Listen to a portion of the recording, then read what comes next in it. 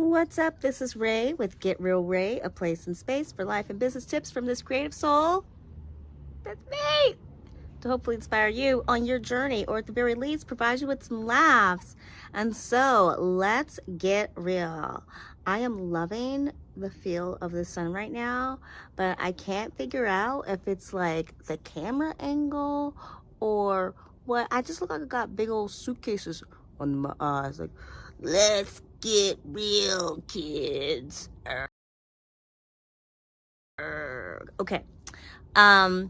So no, this video is not about my eye bags or the fact that I am enjoying sitting in the sun so much that I refuse to adjust this angle so that like the light is not right in my eye.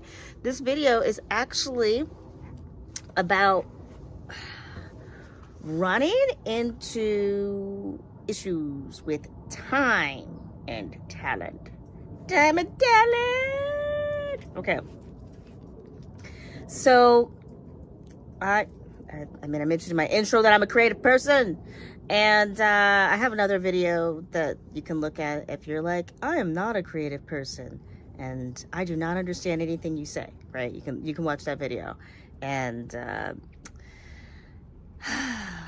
yeah, so in this video I was kind of quick to be like, let me record and see where this goes, just because talking it out with your friends be helping things out. And that's kind of what I feel these videos are. These videos, I mean, it started in a place of, I have all of this experience, which equates to a decent amount of knowledge. Let me share it with others. And since my immediate friends mostly are neither not in need of said information, or because like they don't do some of the things that I do, or they actually are in need of said situation information. Remember, I said this is life and business advice, but they don't really want to talk about it, think about it, focus on it, whatever. They're just like, Ray, you're supposed to make me feel better about myself, not make me actually think about my life's purpose. Boo-hoo, stop talking.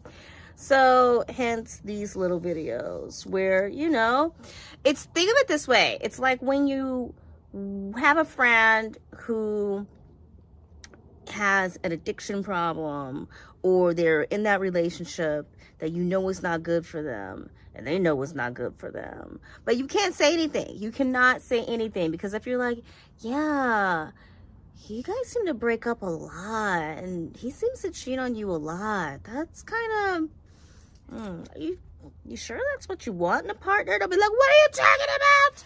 He's perfect. You don't understand me. I'm never gonna call you again. Yeah, kind of had that happen. So yeah, if you say something, then you're like the worst friend ever. Like, oh yeah, do you think maybe you should talk to somebody about that? Because I'm kind of worried that you're drinking a lot, or you're smoking a lot. Maybe, I don't know, like maybe you should think about talking to somebody, because you might be able to find happiness without doing all those things. How dare you judge me? You know nothing. You're not my friend. Okay, so whatever, you get the point.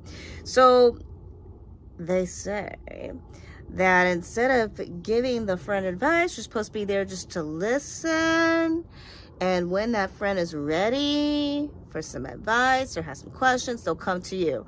So I guess you came to this YouTube channel because you were like, I got a question, or I just wonder what she gonna have to say.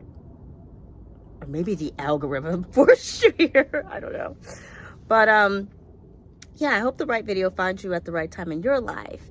In the meantime, time and talent. Okay, so I have been trying to come up with the right way to create. I'm creating a class. It's like this online class. It's for youngins, the teens and the preteens. So that's already an issue. Is I gotta make it somewhat appealing to teens and preteens. With that being said, I haven't really had the time to work on it I mean, I've been sitting on this idea for over a year, possibly 2 years. So there were all these other things that I needed to get done. I knew exactly what I wanted to do, how I wanted to sell it, say it, boom, did those. And I know that this idea needs to happen. I can't, sit on it for another 1 or 2 years, and the information might no longer be relevant, or the problem might not be solved. So I had an idea. Okay, because I'm like, I need to get this done. I know it could sell if I do it right. Get it done. And I realized I can't really create this course in the same way I've created all my other courses, because it's not about focusing on a skill set. It's about developing a mindset.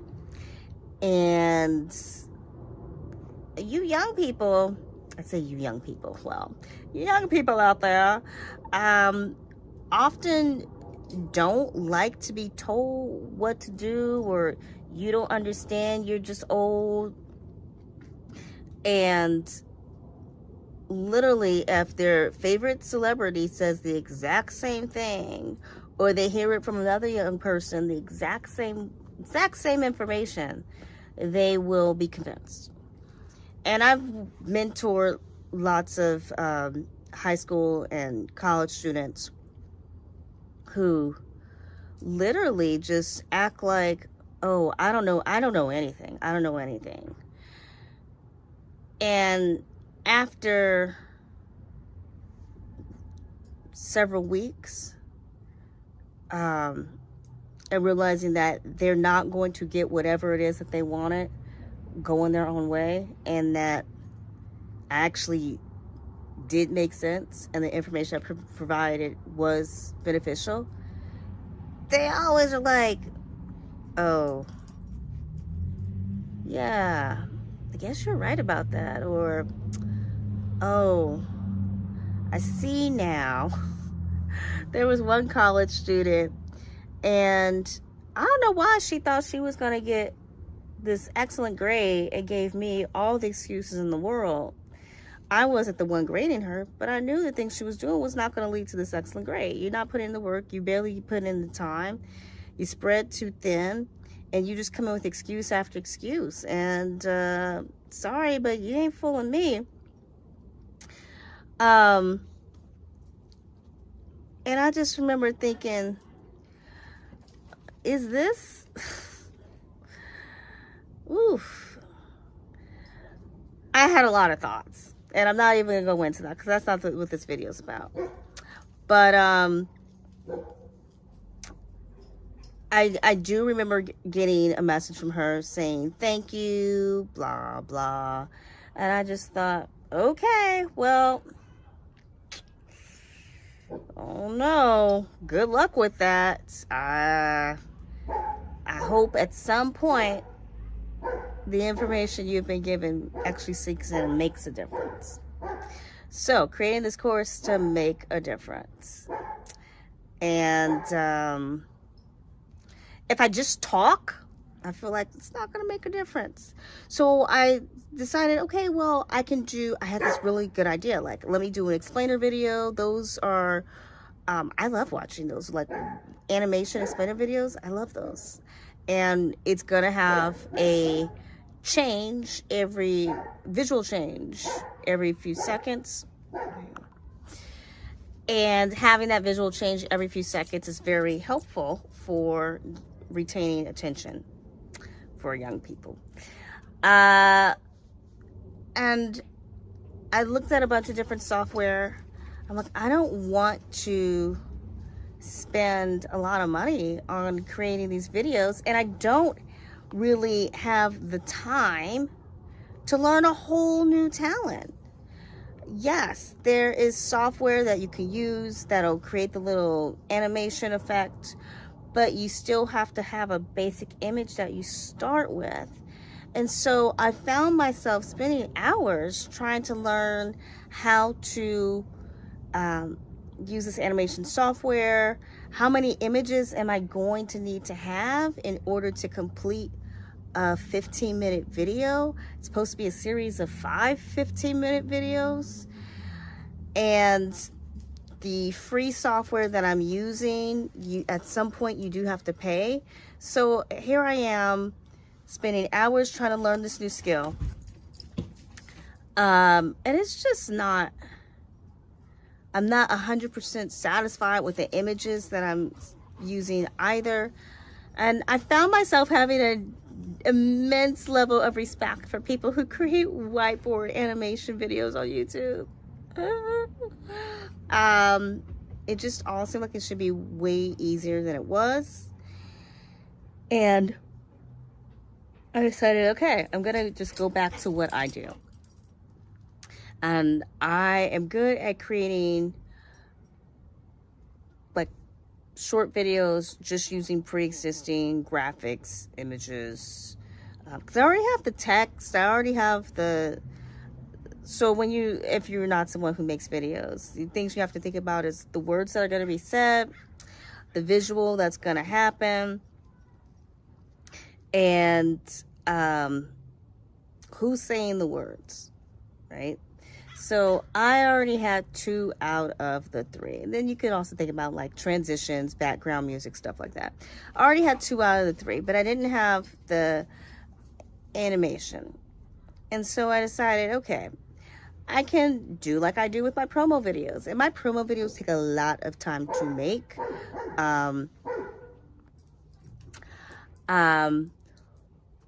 Once I have a basic design and template, then the videos, making a new video doesn't take forever.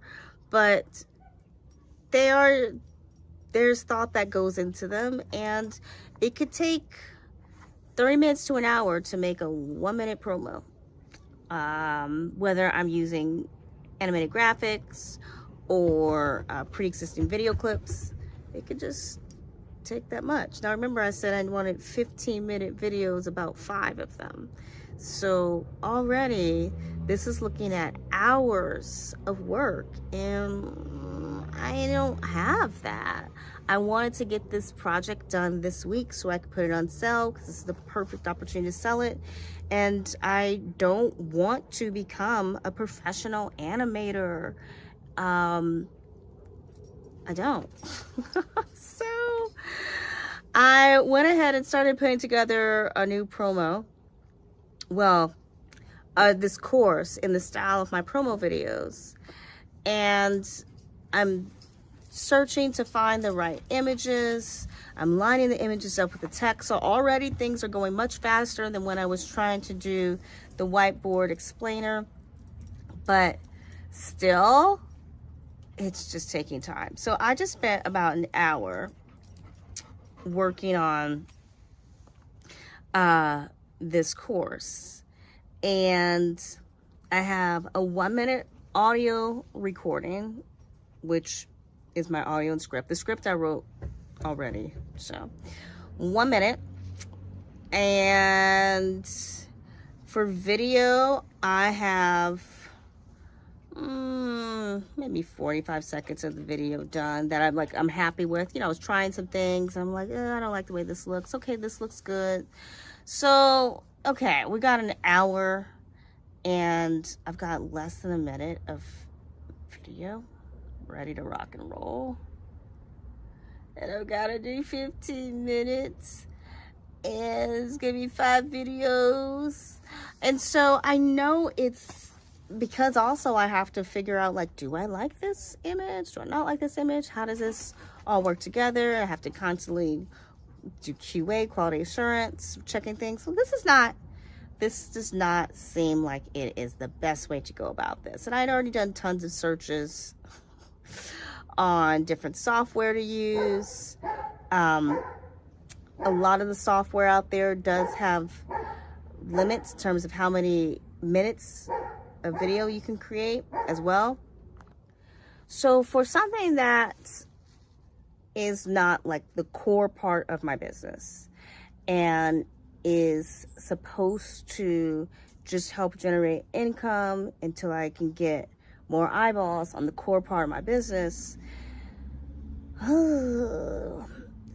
this doesn't seem like a really efficient use of time. Now, you may be saying, thanks, Ray, but I'm not creating a whiteboard explainer video, so what the F is this all have to do with me? Now, when it comes to, if you are someone who is in the process of looking for a new job, you may have found yourself going, well, gosh, all of these jobs seem to require these skills that I don't have. Like, I see so many, advertisements about how if you want to stay relevant at your job, you need to learn how to use AI. And so I can just imagine all of these people running around from the age of 25 to 59 trying to figure out, how do I use AI to stay relevant in my job? And looking for courses and YouTube videos, and again, having to put in lots of time in order to acquire a talent that you might not care about at all.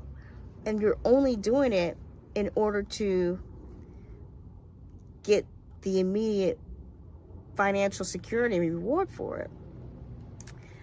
Doesn't really seem like a good use of time, in my opinion. Now, one could say, well, it is a good use of time because you're going to be able to keep your job, right? Isn't that the ultimate goal?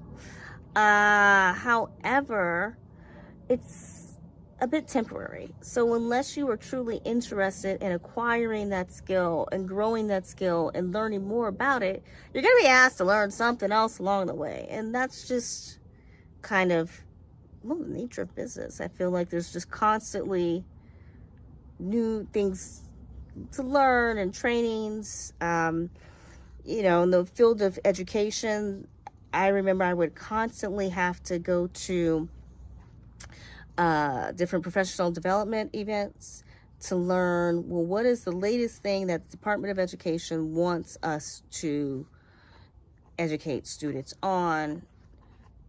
Or what are they saying is the new best way to teach students? And I have mixed feelings. Part of me says continuing education is good. I mean, if your doctor learned how to diagnose certain diseases back in 1982, you would like to think that given the vast changes in medicine since 1982, your doctor would not necessarily be using practices that are considered outdated. I mean, if it's still the best way to do that diagnosis, then that's not a problem. But if it is either something that's been debunked or no longer recognized by the scientific community, or simply just not the most accurate way to get that kind of diagnosis anymore, you want to know that your doctor has been educated on that. You don't want to have to educate your doctor. And so in that sense, professional development in many ways can be a good thing.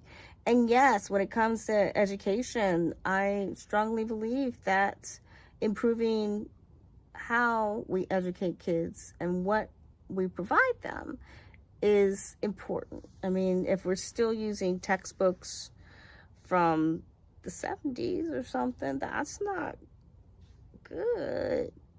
That's not good. Now, on the other hand, we look at these various trends where certain methods that were once considered outdated have made a comeback.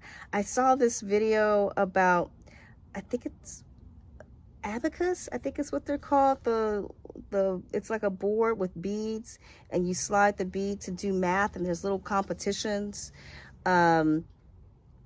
and students doing math class with those instead of a calculator and being like 10 times as smart or something. I thought, wow, that's so cool.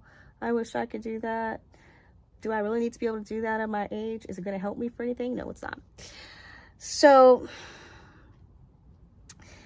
a lot of the old ways of doing things seem to make a comeback.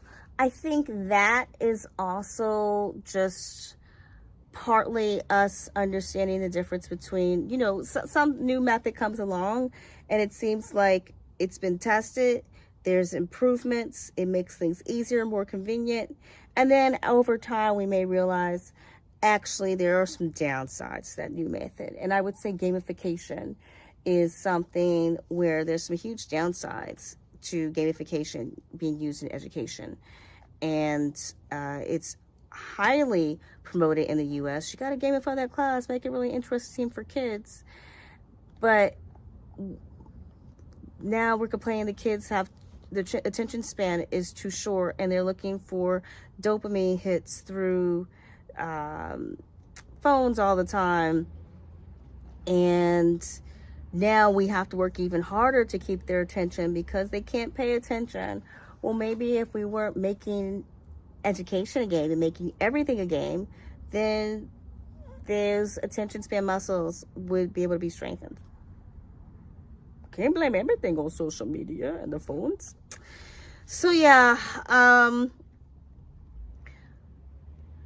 time. I don't have the time. And I don't want to put, do I not have the time? I guess it is, I don't want to invest time into acquiring this new talent. Now, with that being said, that's where the beauty of hiring someone else to do the thing that you don't want to do comes in handy. But if we're going back to the example of you getting or keeping your job by learning AI, well, you can't just hire someone else to do the AI because pretty soon you're going to be out of a job. So where's a weird little balance? So what do we do about this? What do we do? Well, as I was setting up to record, I said, I gotta do my video in a different way. I can't do the promo method. I can't do the whiteboard explainer method. I don't want to go back to just doing the pure talking method because it's not going to sell. It's not going to work. So I had to brainstorm a little bit more and come up with a different solution. And I think I have a solution. Now, what do you do? What do you do if you don't have the time or know it would be a waste of your time to try to acquire that talent, but you do need to acquire that talent to a certain extent? I'm going to make the suggestion of looking at, can you achieve the goal in a different manner? So my goal is not to become a whiteboard video pro or an animation pro. That was never my goal. My goal was to make a course that is going to sell and allow me to make money while I also get clients for my core part of my business. So the thing that I do need to put the time into is thinking of other ways to promote the core part of my business so I can get that money and not have to worry about the extra course. But I know that the extra course will provide some goods, so there's no need to abandon the extra course. I just have to accept that even though it took me a good year to come up with an idea of how I want to sell this course or how I want to present the course, being the animated video, it's not I got to be willing to change course, change path, pivot. No animated video. It's not going to happen. It's not going to work. I'll keep the content that I have for the promo for the course, but the course will not be this explainer. So sadly, my phone overheated when I was sitting in the sun. So we'll finish this in a different location. With the sweater, you think that I would be overheating too.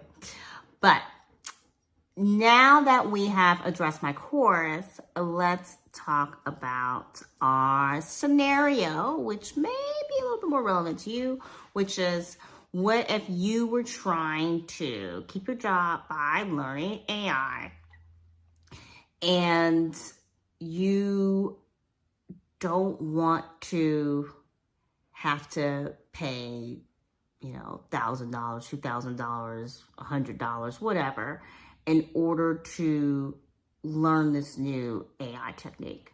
So what I would recommend is looking at, well, why do they have you in this job in the first place?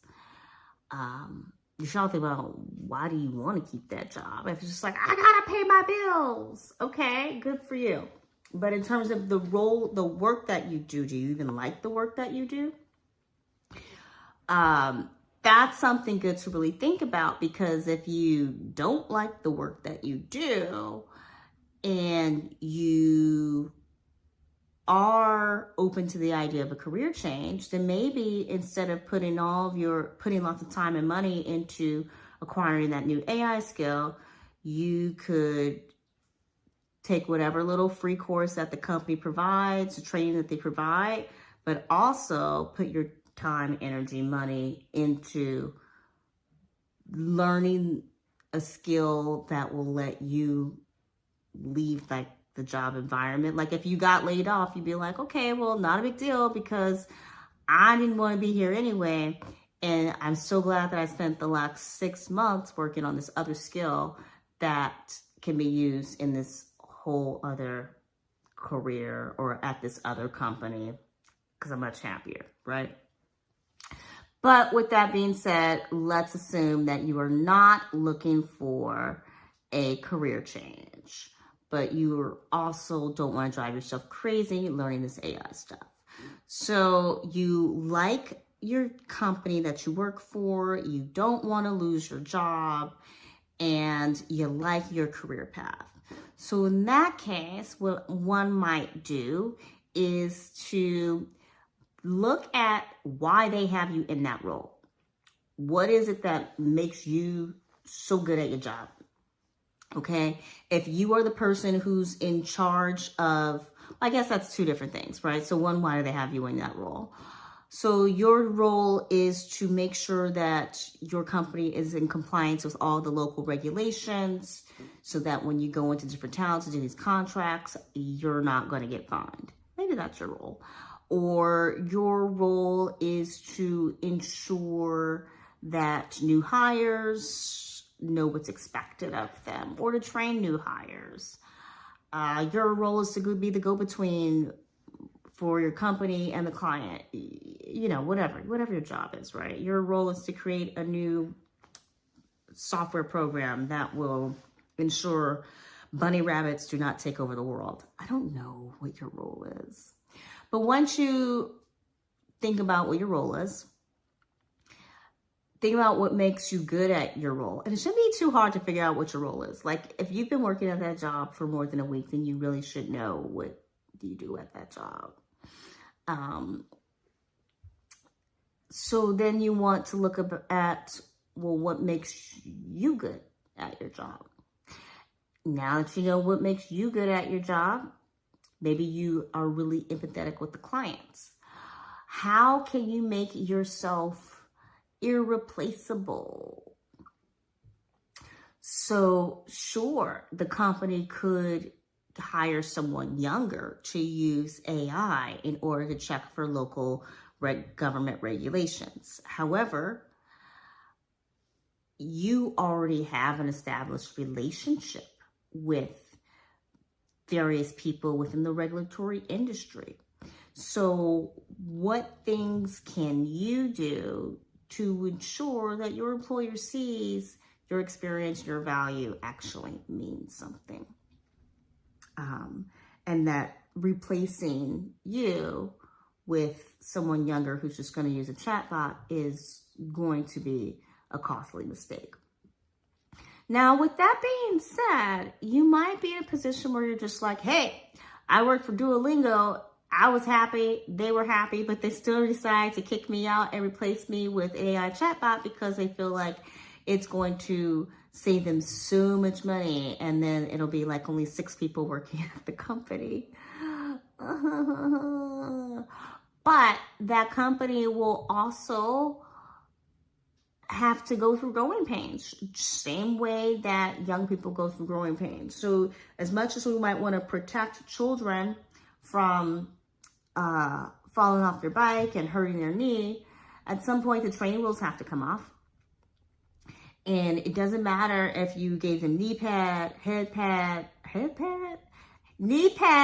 helmet, elbow pads, gloves. You took off the training wheels, they still crashed into a tree and they messed up their shin, right? Like there's only so much you can do. Or they didn't crash into a tree, but they weren't looking where they were going and they were trying to pop a wheelie and they went out into the middle of the street and got hit by a car. Thank goodness you gave them all that protection, but still something went wrong. Sometimes it's just out of your control, okay?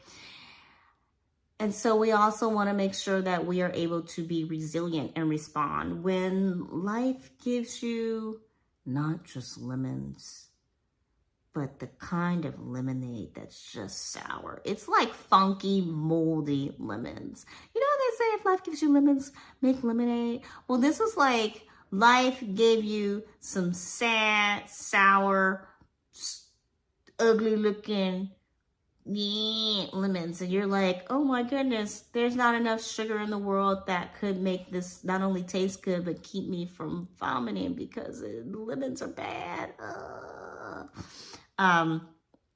Sometimes things are out of your control, but what do we do on this channel? We focus on what's in our control. That's right. And so what is in your control is just to make sure that you continue to do good work. You think about which skills you are willing to strengthen, acquire, and show through your good work why you're good at what you do, why you deserve to be there. Yeah. And I do feel that for many companies, when they see that they have a talent that is irreplaceable, they'll do whatever they can to keep that talent around if they believe that that is best for their bottom line. With that being said, there are companies who, Duolingo, are quick to assume that the cheaper option is going to be, or the new shiny thing, right? Doesn't even have to be cheaper. Sometimes it's just new and shiny is going to be the best way to go. And again, that's beyond your control. If that's what they decide, that's what they decide. But make sure that you don't put yourself in a position where you're no longer able to do something you love to do because you didn't put in your time, energy, and effort. You were too busy going, I don't want to learn that. I'm not going to do that. And I'm going to go and leave work early every day. I'm going to take a 2-hour lunch break. Right? So I love it when people complain about, I got fired from my job. I can't believe they fired me. It's like, oh, what happened? And then when you talk to them, it's like, didn't we sound like you were showing your employer you want to be there to begin with? So what are you complaining about? That is not to say that that happens for everybody, but there are people out there who find themselves without their dream job because they like literally did not put in the work. And so, yeah, I hope you found this helpful. Time and talent, they will seem like they are constantly at battle, but they don't have to be. They don't have to be battling each other. They can come together in a beautiful, loving way, not a chaotic crash, messed up, what happened to my life kind of way. So I'm going to now take my time to go and put my other talents to use to finish this course. And I think I can finish it today if I really put my mind to it. So yeah, I'm excited about this new idea. The new idea might not work, but I'm trying something, and that's the whole point. It's something within my control, and it's something I'm excited about. And so, hope you found this helpful. I hope you found this helpful, friends. And until next time, peace.